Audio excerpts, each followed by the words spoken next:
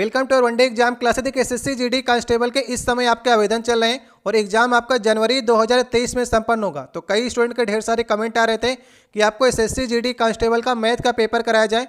तो आज हम आपको पिछले बार जो आपका एसएससी जीडी कांस्टेबल का पेपर संपन्न हुआ था उस पेपर की आज हम आपको मैथ के सारे क्वेश्चन कराएंगे। देखिए अब की बार एसएससी जीडी कांस्टेबल के पेपर में थोड़ा चेंजमेंट किया गया है। पहले देखिए 100 क्वेश्चन आपके आते थे, 25-25 के 4 सेक्शन से 100 क्वेश्चन आते थे और आपको 90 मिनट का समय मिलता था। अभी देखिए क्या कर दिया गया है, 20-20 के 4 सेक्शन से मतलब कि 80 क्वेश्चन आपके आएंगे और समय आपको 1 घंटे का मिलेगा, मतलब कि 60 मिनट का आपको समय मिलेगा। और ये जो 80 क्वेश्चन होंगे वो 160 नंबर के होंगे, मतलब एक क्वेश्चन आपका 2 नंबर का होगा और 1/4 की नेगेटिव मार्किंग रखी गई है। तो आप लोग को समय पर विशेष तौर पर ध्यान देना है। 1 घंटे का समय मिलेगा और 80 क्वेश्चन आपको करने होंगे। तो चलिए हम लोग मैथ के पेपर को स्टार्ट करते हैं।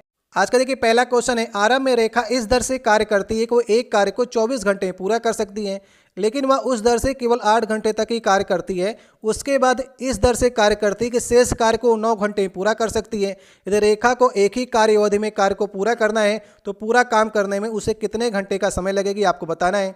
चलिए प्रयास करिए आप लोग। देखिए पिछले साल के जितने आपके पेपर हुए हैं हर सेक्शन से आपके 25-25 क्वेश्चन पूछे गए हैं, इसलिए आपको मैथ के 25 क्वेश्चन इसमें कराए जाएंगे। लेकिन आपके एग्जाम में 20 क्वेश्चन आएंगे, इसलिए कमेंट बॉक्स में आप लिखिएगा क्या आप इन 25 क्वेश्चन में से 20 क्वेश्चन को सही कर पा रहे हैं कि नहीं, क्योंकि मैथ का सेक्शन से अच्छे क्वेश्चन आपके एग्जाम में पूछे जाते हैं।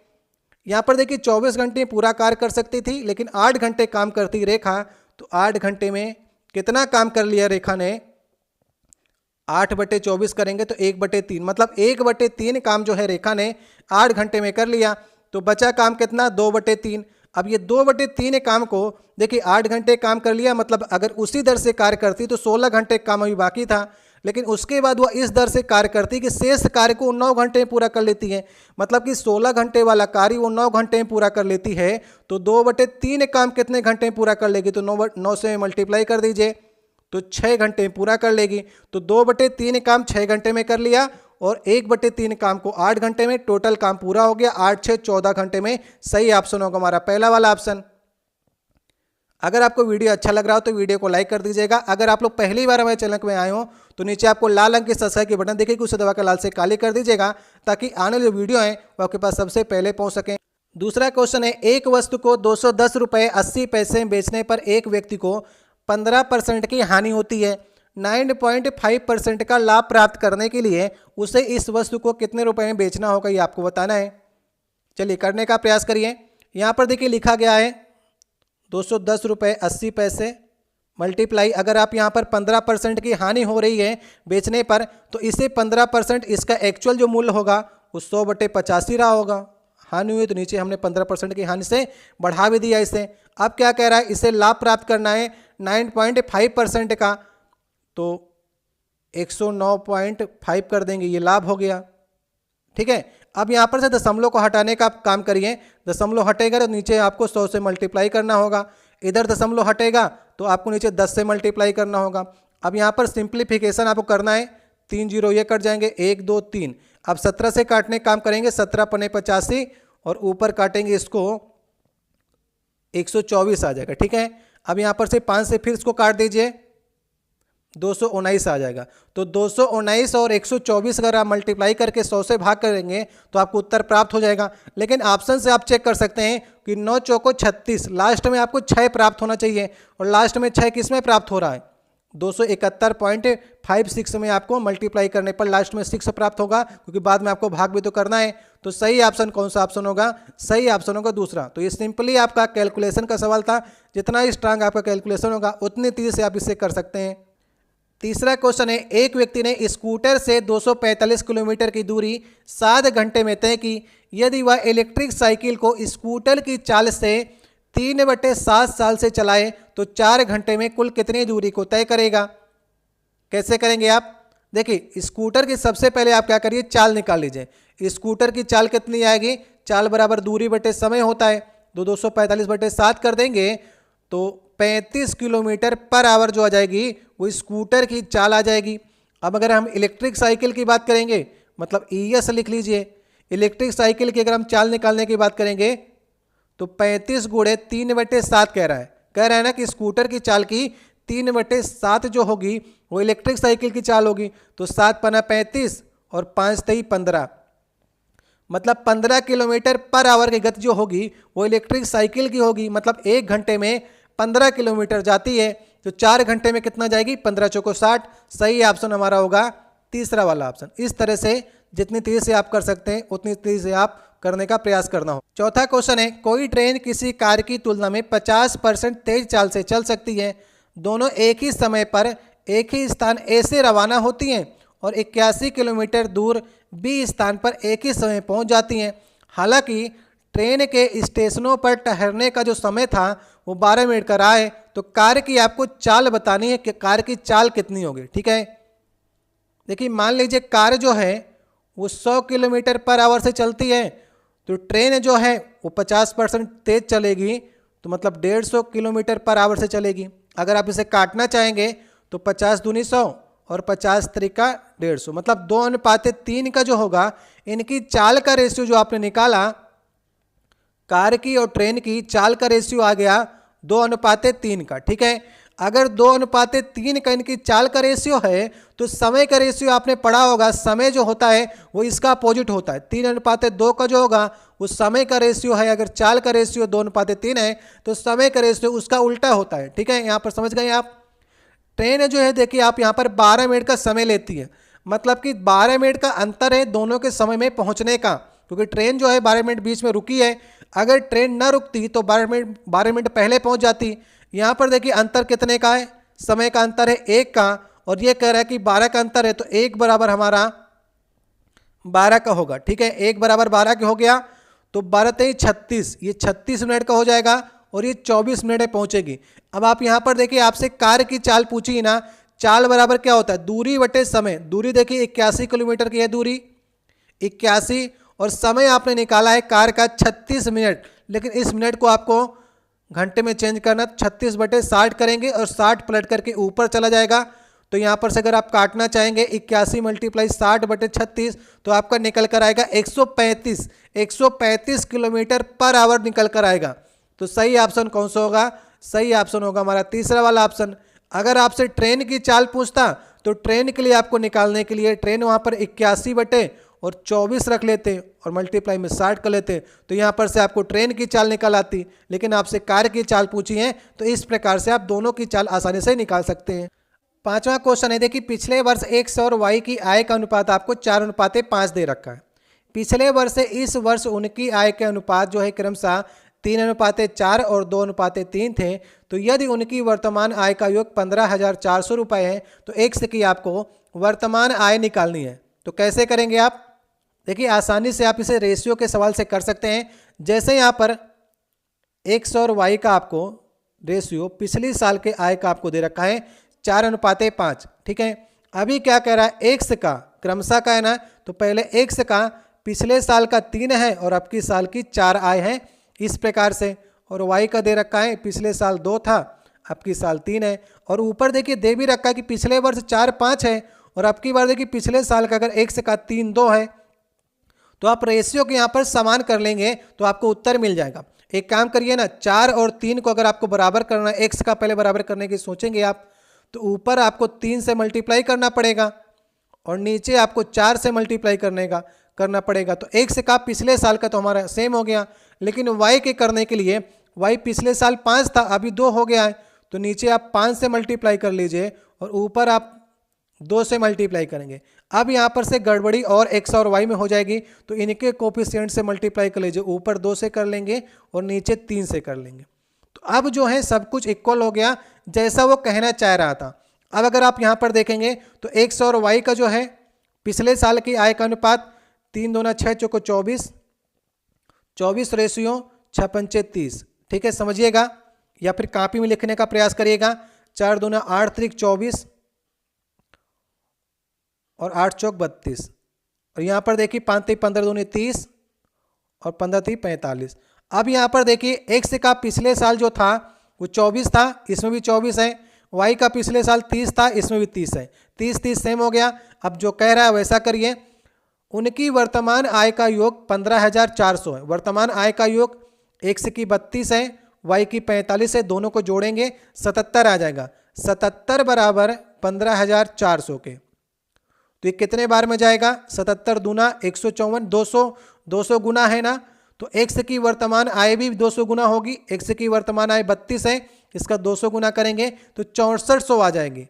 ठीक है, अगर हम y की बात करते हैं तो 45 दूना 90, 9000 आ जाती y की, लेकिन आपसे x की पूछा है तो 6400। तो इस प्रकार से x और y का बराबर करके आप आसानी से कर सकते हैं। छठवां क्वेश्चन है, इसमें काफ़ी अच्छे क्वेश्चन रखे गए हैं, इसलिए अगर आपको समय लग रहा है तो पहले भी प्रैक्टिस कर लीजिए। एग्जाम में अगर इसी प्रकार का सवाल मिलेगा तो आपको तेजी से करना है। हरि ने देखिए दो वस्तुएं ए और बी कुल मिलाकर के 1250 रुपये में खरीदी। उसने ए को 20% की हानि पर और बी को 15% के लाभ पर बेचा।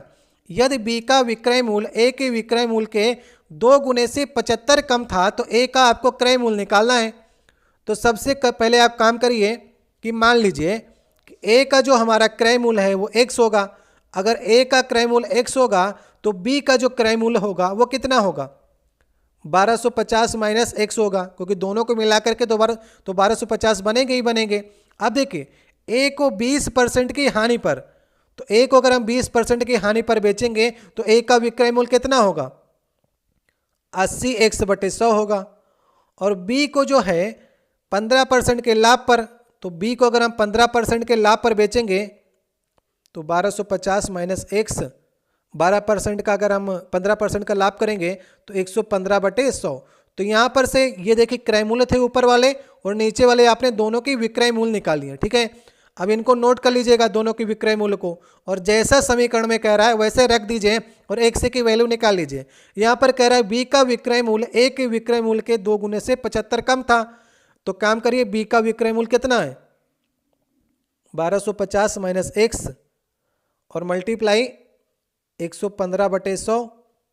75 कम था ना, तो 75 जोड़ दीजिए और बराबर कर दीजिए ए के विक्रय मूल्य से, उसका 2 गुना भी करना है, 2 गुना कर दीजिए 80x है। ठीक है, 80x/100।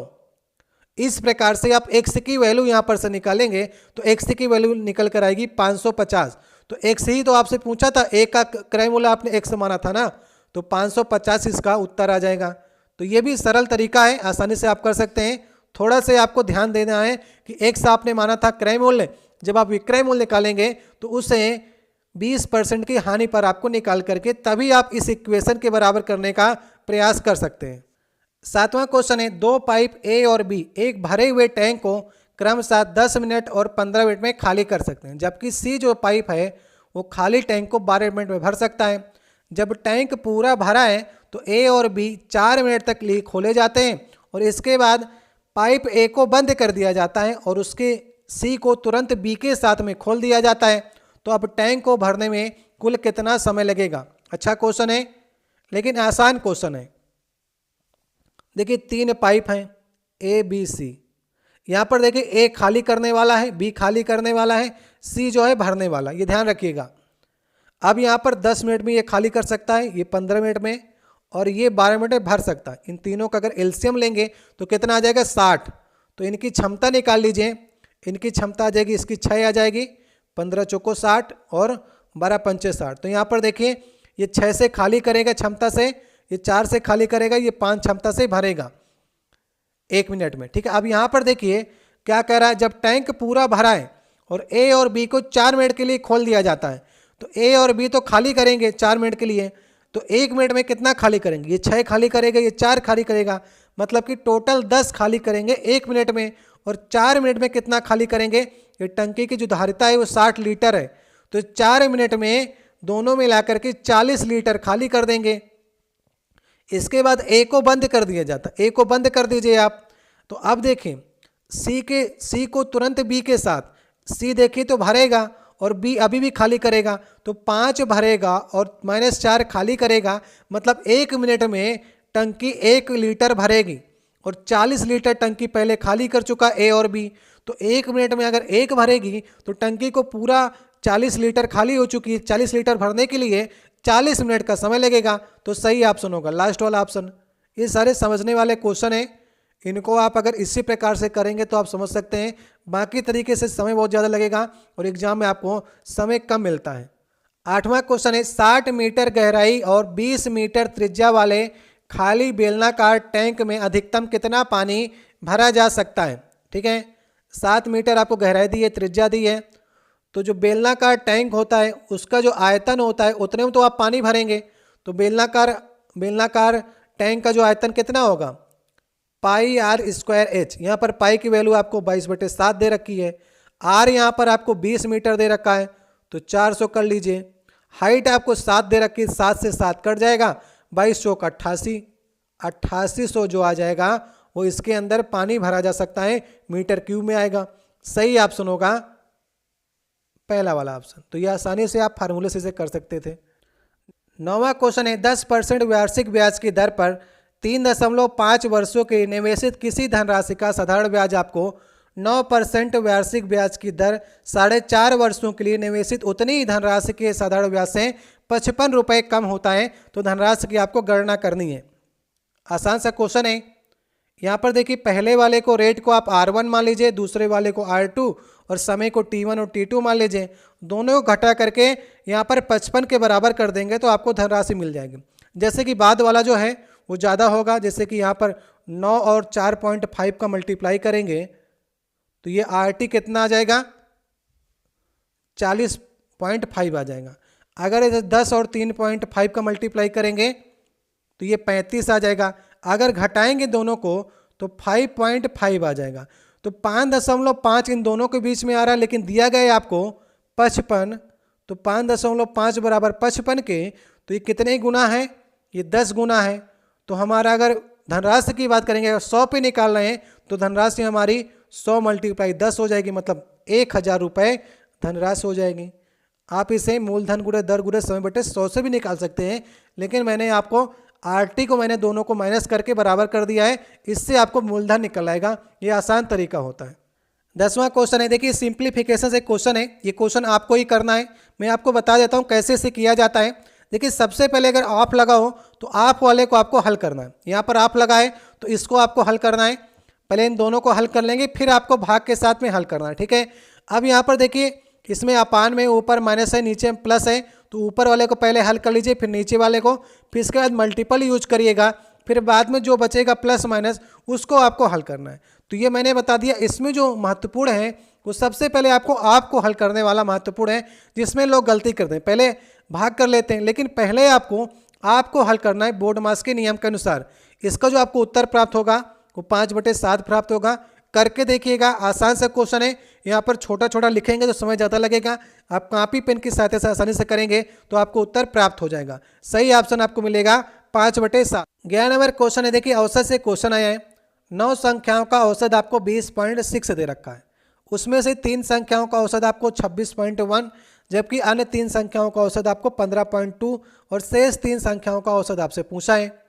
तो इसका आसान तरीका तो यही है कि आप इसको 9 × 20.6 से कर लीजिए तो टोटल आ जाएगा। इसके बाद 3 का इसमें मल्टीप्लाई कर लीजिए, फिर 3 का इसमें, तो ये 3 3 6 संख्याओं का आ गया। तो 6 को घटा करके 3 से भाग कर दीजिएगा तो बाकी 3 संख्याओं को आ जाएगा। लेकिन एक तरीका और है जो आप समझ करके कर सकते हैं।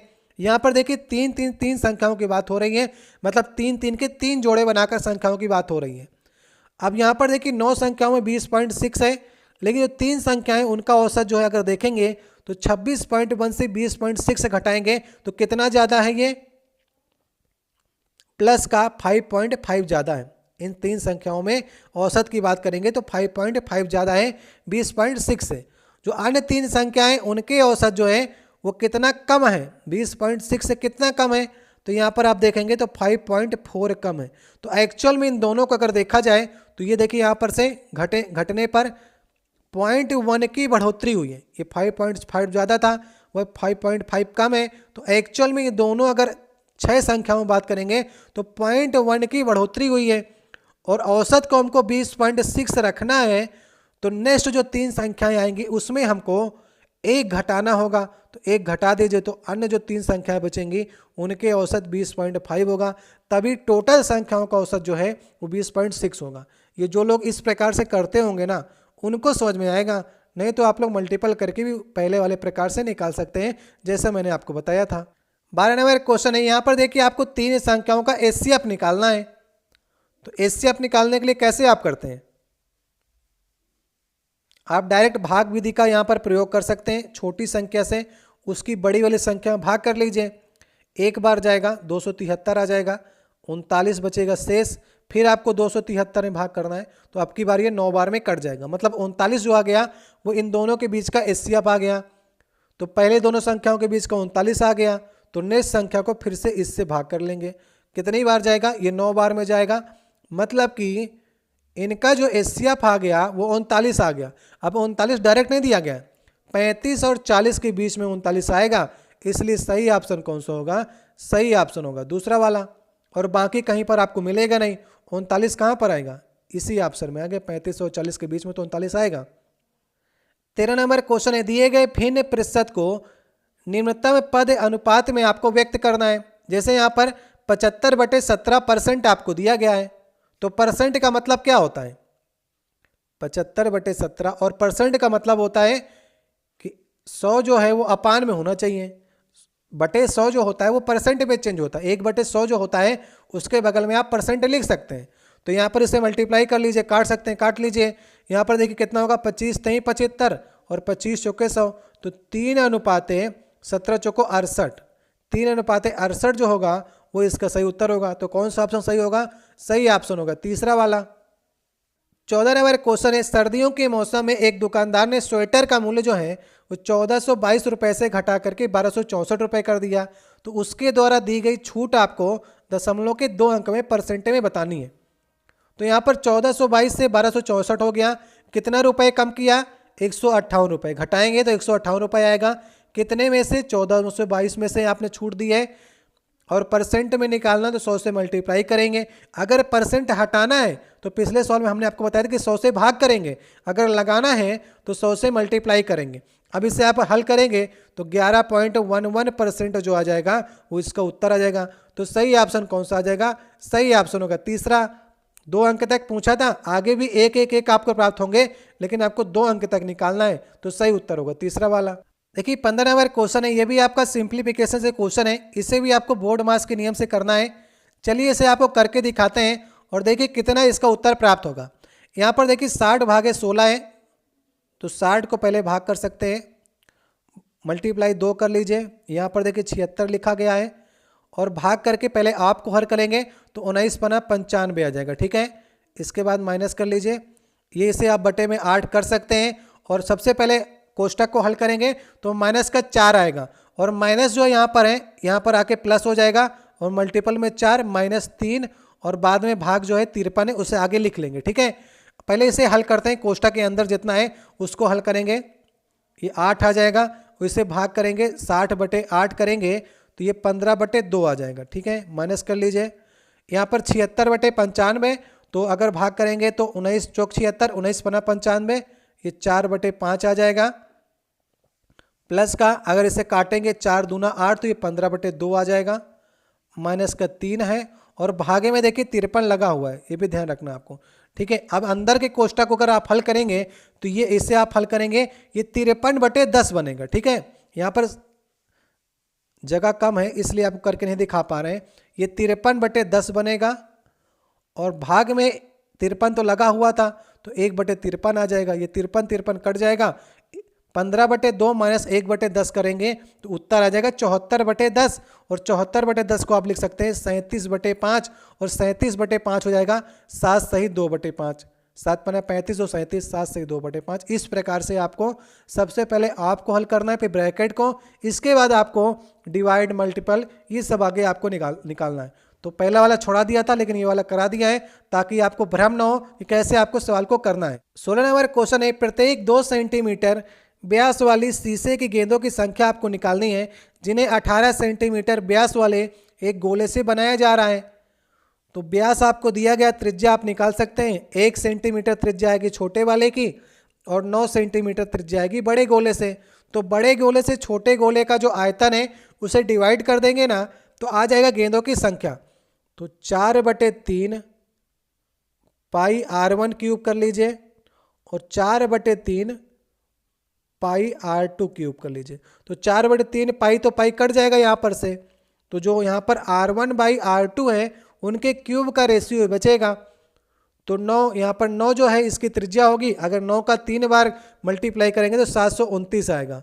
और यहाँ पर 1 जो आएगी ये सेंटीमीटर में त्रिज्या आएगी, तो 1 का 3 बार करेंगे तो 1 आ जाएगा। मतलब कि 729/1, 729 गेंदें बनेंगी 1 सेंटीमीटर त्रिज्या वाली। तो सही ऑप्शन होगा पहला वाला ऑप्शन। तो इस प्रकार से आप कर सकते थे। 17 नंबर क्वेश्चन है, किसी कक्षा में 100 छात्रों के औसत अंक आपको 80 दे रखे हैं। वरीयता सूची में ऊपर से 15 छात्र और नीचे से 15 छात्रों का औसत आपको 84 और 74 दे रखा है।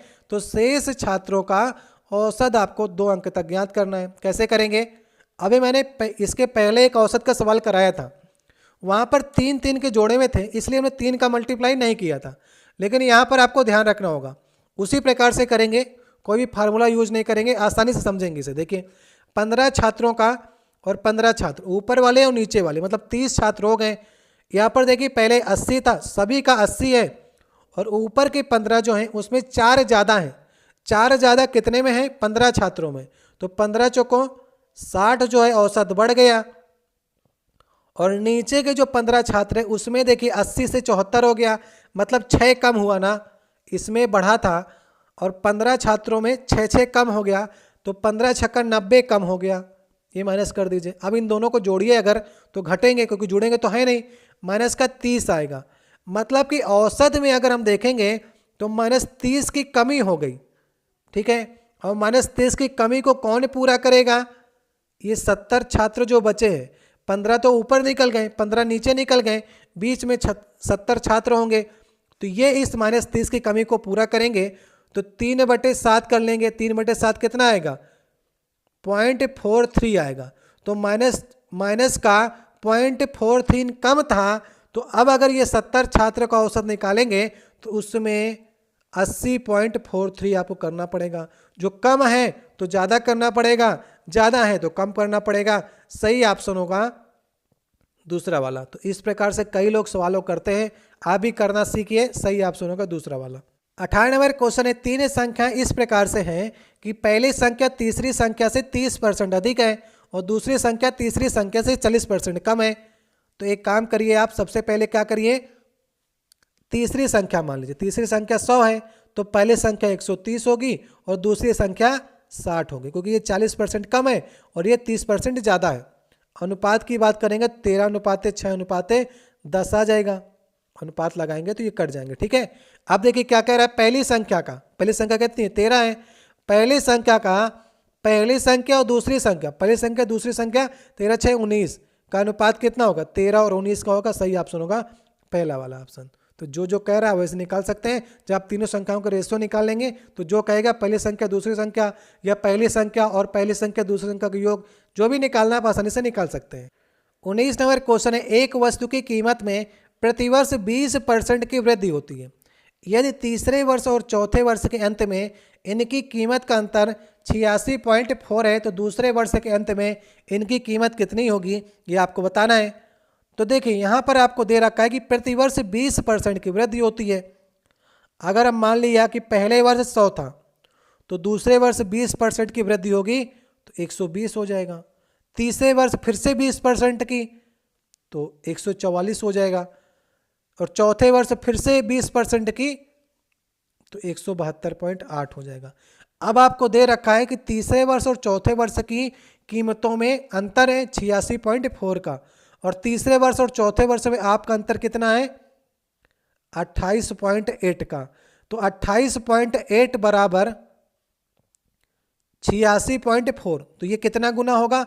ये 3 गुना के बराबर है। तो ये आपके अनुसार और प्रश्न के अनुसार में 3 गुना का अंतर है। तो आपसे पूछ क्या रहा है? दूसरे वर्ष के अंत में, दूसरा वर्ष ये है, इसके अंत में कीमत कितनी होगी? तो सब जगह पर आपको 3 से मल्टीप्लाई करना होगा, क्योंकि प्रश्न के अनुसार आपका 3 गुना कम है और उसका 3 गुना ज़्यादा है। तो 120 में अगर आप 3 का मल्टीप्लाई करेंगे तो 12×3 = 36, तो दूसरे वर्ष के अंत में 360 होगा। हमने माना 100 था, तो उस हिसाब से अगर इसके मूलधन की बात करेंगे तो ये 300 होगा। ठीक है, ये भी 3 गुना होगा। तो हमारा मानना 100 था, हमारा 3 गुना कम था, उसका 3 गुना ज़्यादा है। तो सही ऑप्शन होगा लास्ट वाला ऑप्शन। तो इस प्रकार से आप 100 मान करके आगे तो उत्तर आपको मालूम चले जाएगा। देखिए 20 नंबर क्वेश्चन है, एक व्यक्ति ने 8% वार्षिक ब्याज दर से जो कि वार्षिक रूप से चक्रवृद्धि पर है, 13,000 रुपये उधार लिए और 2 वर्ष में समान किस्तों में वापस करने हैं, तो प्रत्येक किस्त का आपको मान निकालना है। तो ऐसे सवालों करने के लिए कई लोग जो है फार्मूला को याद करते हैं, जैसे कि यहाँ पर मूलधन आपको P बराबर x/1 + r/100, जितने सालों को कहेगा ना उतने सालों की किस्त में आपको निकालना। इसने 2 साल कहा है, r/100, इस नीचे वाले में स्क्वायर। तो यहाँ पर से x जो है वो किस्त है, प्रत्येक किस्त है, यहाँ पर से किस्त का मान आपको निकल आएगा। P की जगह पर आपको 13,000 रखना है, R की जगह पर 8 रखना है, तो यहाँ पर से आप x का मान आसानी से निकाल सकते हैं। लेकिन एक और तरीका है, 8% इसने कहा है ना, 8/100 करेंगे, तो अगर आप इसको देखेंगे तो 2/25 बनेगा। अगर यहाँ पर 25 मूलधन होगा तो 2 ब्याज बनेगा, समझ गए। 25 अगर मूलधन है तो 2 ब्याज 27 रुपए देने पड़ेंगे पहले साल में आपको। तो अगर हम पहले साल की बात करेंगे तो पहले साल में 25 अगर मूलधन है तो किस्त हमको 27 देनी पड़ेगी, ठीक है, 2 रुपये हमको ब्याज देना पड़ेगा। दूसरे साल की बात करेंगे तो 25 × 25 हमारी मूल हो जाएगा और किस्त में हमको 27 × 27 देनी पड़ेगी। लेकिन ये कह रहा है कि 2 समान वार्षिक किस्तों वापस करने हैं, पहले साल की 27 थी और दूसरे में देखिए 27 × 27 है। तो अगर आपको दोनों साल की किस्तें समान करनी है तो ऊपर भी आपको 27 से मल्टीप्लाई करना पड़ेगा, अगर यहाँ करेंगे तो यहाँ पर भी करना पड़ेगा, समझ गए। इधर वाले देखिए किस्तें बराबर हो गई, पहले साल की भी दूसरे साल की भी। तो आप देखिए 25 × 25 करिए, दूसरे साल का यहाँ पर ये मूलधन होगा 625 और 25 × 27 करेंगे तो 675, इन दोनों को जोड़ेंगे तो 1300 आएगा और 1300 बराबर 13,000 के होगा, मतलब हमारा वाले से उसका 10 गुना ज़्यादा है, समझ गए आप। तो आपसे पूछ कह रहा है प्रत्येक किस्त की धनराशि कितनी होगी, तो किस्त आपने 27 × 27 निकाली ना, 27 × 27 कितना होगा 729, लेकिन 10 गुना ज़्यादा है। हमारी जो मूल है वो 1300 है, उसका 13,000 है, 10 गुना ज़्यादा है तो किस्त भी 10 गुना ज़्यादा होगी। 729 में 10 का मल्टीप्लाई करेंगे 7,290 बनेगी दोनों किस्तें। अगर हम देखें तो सही ऑप्शन होगा पहला वाला, ठीक है। नहीं समझ में आता है तो फार्मूला मैंने आपको पहले बताया था, वहाँ से भी आप निकाल सकते हैं।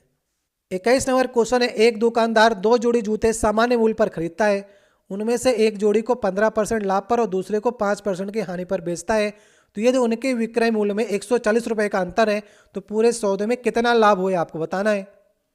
तो मान लिया हमने 100 रुपये की 2 चीज़ें खरीदी हैं, सामान्य मूल्य की दोनों चीज़ें हैं, एक को 115 रुपये बेचेगा 15% लाभ पर और एक को 5% की हानि पर, मतलब 95 रुपये का, ठीक है। 200 रुपये की वस्तु थी, बेचने पर उसे 210 रुपये, मतलब 10 रुपये की उसका लाभ हो रहा है। अब ये कह रहा है उनके विक्रय मूल्य में 140 रुपये का अंतर है, उनके विक्रय मूल्य में आप अंतर निकालिए, कितने का आया 20 रुपये का अंतर आया, 115 से 95 घटाएंगे तो 20 रुपये का अंतर आया, 20 रुपये का अंतर बराबर 140 के, तो मतलब 7 गुना ज़्यादा है, 20 7 140 ना, 7 गुना ज़्यादा है अंतर। तो हर जगह 7 से आपको मल्टीप्लाई करना होगा। तो पूरे सौदे पर कितना लाभ हुआ, 200 रुपये की चीज़ थी, हमने 210 रुपये में बेची, मतलब 10 रुपये का हमारे हिसाब से फायदा है, लेकिन प्रश्न ने 7 गुना अंतर कर दिया है, तो 10 7 70, हर जगह आपको 7 से मल्टीप्लाई करना पड़ेगा। जो हमारी मूल रकम थी 200 वो 1400 होगी, तो जहाँ जहाँ पर आपने 100 माना था वहाँ पर आपको 7 से मल्टीप्लाई करना था, जहाँ पर आपने 10 है वहाँ पर आपको 7 से मल्टीप्लाई करेंगे तो 70 रुपये का पूरे जो सौदा है उसमें आपको लाभ होगा। तो इस प्रकार से आप 100 से निकाल करके भी आसानी सवाल को बना सकते हैं। 22 नंबर क्वेश्चन है, 6 कमीजों के अंकित मूल्य 8400 रुपये में 12.5% की छूट है, तो 4900 रुपये में कितनी कमीजें खरीदी जा सकती हैं, ये आपको बताना है। तो एक्चुअल में देखिए कि 8400 रुपये की जो 6 कमीजें हैं वो पड़ेंगी आपको कितनी छूट के बावजूद, यहाँ पर 12.5% अगर छूट करेंगे 100 में से तो 87.5/100 कर लेंगे। तो एक्चुअल में जो 8400 रुपये की 6 कमीजें थी आपको पड़ेंगी, आप मल्टीपल करिएगा इसे, 7350 रुपये की आपको 6 कमीजें पड़ेंगी। तो एक कमीज कितनी पड़ेगी, 6 से भाग कर देंगे तो 1225 रुपये की एक कमीज पड़ेगी। एक कमीज आ गई 1225 की, तो 4900 रुपये में कितनी कमीजें पड़ेंगी, इसके लिए आपको भाग करना पड़ेगा, तो 4 बार जाएगा तो 4 कमीजें आपको मिलेंगी। तो सही ऑप्शन कौन सा ऑप्शन होगा, सही ऑप्शन होगा लास्ट वाला ऑप्शन। 23 नंबर क्वेश्चन है, यहाँ पर देखिए 0.25 अनुपात x दिया गया, फिर समानुपात 5:6 दिया गया है, तो x की वैल्यू आपको निकालनी है। कैसे करेंगे आप? देखिए यहाँ पर समानुपात के नियम में आपने पढ़ा होगा कि आंतरिक पदों का मल्टीपल बराबर बाह्य पदों का मल्टीपल, ठीक है। तो आंतरिक पदों का मल्टीपल करेंगे तो 5x आ जाएगा, और बाह्य पदों करेंगे तो 25 छंगा 150, और यहाँ पर 2 अंक बाद दशमलव लगेगा तो यहाँ पर दशमलव लग जाएगा, ठीक है। अब x बराबर आ जाएगा 5×3 = 0.3 के आ जाएगा, x बराबर 0.3 के आ जाएगा। तो कौन सा ऑप्शन सही ऑप्शन होगा? लास्ट वाला ऑप्शन जो होगा वो सही ऑप्शन होगा। ये देखिए हमारा 24 नंबर क्वेश्चन है। ये क्वेश्चन आपके लिए छोड़े जा रहा हूँ, काफ़ी आसान क्वेश्चन है। एक क्वेश्चन आपके लिए छोड़ेंगे यही वाला, क्योंकि इसे आप कर सकते हैं। 3 संख्याएं 4:3:7 के अनुपात में है, जिनका महत्तम समापवर्तक आपको 6 दे रखा है। तो इन तीनों संख्याओं का योग आपको निकालना है। देखते हैं कितने लोग इस क्वेश्चन को कर पाते हैं। यह आसान सा क्वेश्चन था, इसलिए क्वेश्चन आपके लिए छोड़े जा रहे हैं। इसमें 4 विकल्प आपको दिए गए हैं। कमेंट बॉक्स में आप लोग इसका उत्तर बताने का प्रयास करिएगा। 25 नंबर क्वेश्चन है, आज का लास्ट क्वेश्चन होगा। अगर आपको 24 नंबर क्वेश्चन नहीं आएगा तो नेक्स्ट वाला जो हमारा सेट आएगा उसमें आपको बताने का प्रयास करेंगे। यहाँ पर देखिए, श्रीमती गुप्ता ने अर्धवार्षिक रूप से चक्रवृद्धि पर होने वाली 8% वार्षिक चक्रवृद्धि ब्याज की दर पर 50,000 रुपये का निवेश 1 वर्ष की सावधि जमा फिक्स डिपॉजिट में किया। तो सावधि जमा की अवधि पूरी होने पर कितनी राशि मिलेगी, ये आपको बताना है। तो सबसे पहले यहाँ पर देखिए, आपको चक्रवृद्धि ब्याज से निकालना पड़ेगा। अर्धवार्षिक की बात की है, अर्धवार्षिक में 1 वर्ष जो समय होता है 2 गुना हो जाएगा, और रेट जो है आधा हो जाता है, तो 4% रेट हो जाएगा, और समय जो आ जाएगा वो 2 साल का आ जाएगा। तो इसी हिसाब से आप कर लीजिए। तो सबसे पहले ब्याज के ऊपर ब्याज चक्रवृद्धि ब्याज में लगता है, तो 4% से अगर हम 50,000 का ब्याज निकालेंगे 1 साल का, तो आ जाएगा 2,000 रुपये। 1 साल का 2, दूसरे साल का 4,000। ये तो ब्याज आ गया। 4,000 तो आपको मिलेंगे ही मिलेंगे, लेकिन ब्याज के ऊपर ब्याज भी आपको मिलेगा चक्रवृद्धि ब्याज पर। तो 2,000 पर 4% अगर आप देखेंगे तो 80 रुपये। तो 4,080 रुपये का इनको ब्याज मिलेगा फिक्स डिपॉजिट करने पर। तो 50,000 में 4,080 जोड़ेंगे तो 54,080 रुपये बनेगा। सही ऑप्शन होगा दूसरा वाला। तो इस प्रकार से चक्रवृद्धि ब्याज से ही लगेगा। ये ब्याज के ऊपर ब्याज 2 साल में आपको निकालना है, क्योंकि अर्धवार्षिक रूप से पूछा था। तो हम लोगों को 25 क्वेश्चन कराएं, लेकिन आपके एग्जाम में 20 ही क्वेश्चन आएंगे। अगर आप 20 क्वेश्चन कर सकते हैं तो आप कमेंट बॉक्स में लिखिएगा कि आपने 20 क्वेश्चन सही किए हैं। और 24 नंबर जो क्वेश्चन मैंने आपको ऊपर कराया है, तो इसका भी जवाब आप लोग कमेंट बॉक्स में दिखेगा कि आपने 24 नंबर क्वेश्चन को क्या आप लोग कर पा रहे हैं कि नहीं। इसे आप लोग कमेंट बॉक्स में इसका उत्तर लिखने का प्रयास करिएगा कि क्वेश्चन मैं आपके लिए छोड़े जा रहा हूँ। आपको वीडियो कैसा लगा? इसमें मैंने आपको काफ़ी सवाल ऐसे कराए जो आप ट्रिक के माध्यम से कर सकते थे। बाकी तो आप इसे फार्मूला तो मैंने बीच में बता ही दिया था कि आप फार्मूले से भी लगा सकते हैं, लेकिन ट्रिक से भी मैंने आपको कई क्वेश्चन बताए हैं जो आपको समझ में आ भी सकते हैं और नहीं भी आ सकते हैं। लेकिन आपको प्रैक्टिस करनी पड़ेगी, क्योंकि समय आपको कम दिया गया है। 60 मिनट में आपको 80 क्वेश्चन करने हैं, जिसमें आपको 20 क्वेश्चन आपको मैथ के करने हैं, 20 क्वेश्चन आपको रीजनिंग करना है। तो 40 क्वेश्चन जो होते हैं वो कैलकुलेटिव क्वेश्चन होते हैं। तो इसमें आपको समय जितनी आप जल्दी करेंगे उतना ही अच्छा आप एसएससी जीडी में स्कोर कर सकते हैं। अगर आपको सीरीज अच्छी लगेगी तो आगे सीरीज को कंटिन्यू करेंगे। अगर आपको किसी और सेक्शन से आपको क्वेश्चन चाहिए तो आप कमेंट बॉक्स में कर सकते हैं। मिलते हैं आपको नेक्स्ट वीडियो में। बहुत बहुत धन्यवाद। किसी पे इसमें डाउट हो तो आप कमेंट बॉक्स में कह सकते हैं।